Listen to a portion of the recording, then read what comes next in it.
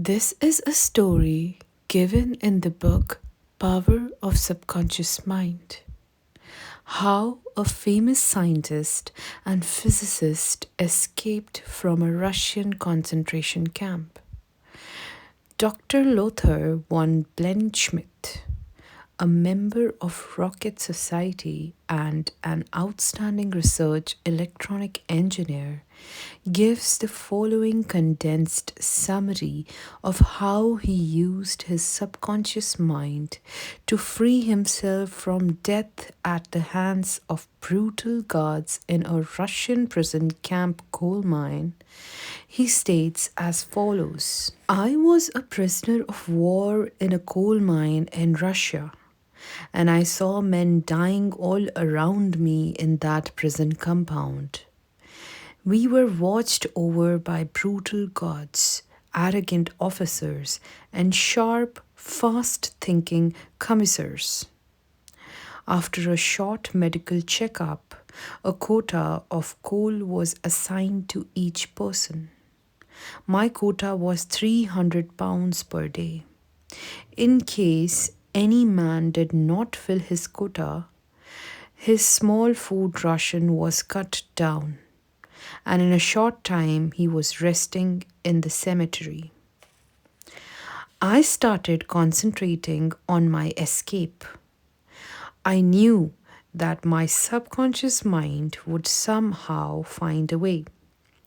My home in Germany was destroyed, my family wiped out. All my friends and former associates were either killed in the war or were in concentration camps. I said to my subconscious mind, I want to go to Los Angeles and you will find the way. I had seen the pictures of Los Angeles and I remembered some of the boulevards were very well, as well as some of the buildings. Every day and night, I would imagine I was walking down Wilshire Boulevard with an American girl whom I met in Berlin prior to the war. She's now my wife. In my imagination, we would visit the stores, ride buses, and eat in the restaurants.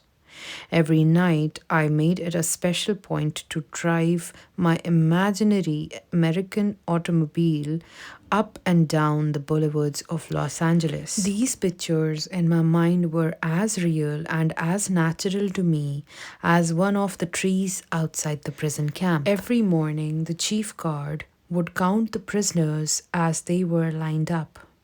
He would call out 1, 2, 3, etc. And when 17 was called out, which was my number in sequence, I stepped aside. In the meantime, the guard was called away for a minute or so, and on his return, he started by mistake on the next man as number 17. When the crew returned in the evening, the number of men was the same, and I was not missed, and the discovery would take a long time. I walked out of the camp undetected and kept walking for 24 hours, resting in a deserted town the next day. I was able to live by fishing and killing some wildlife. I found coal trains going to Poland and traveled on them by night, until finally I reached Poland. With the help of friends, I made my way to Lucerne, Switzerland. One evening at the Palace Hotel, I had a talk with a man and his wife from United States of America. This man asked me if I could care to be a guest at his home in Santa Monica, California.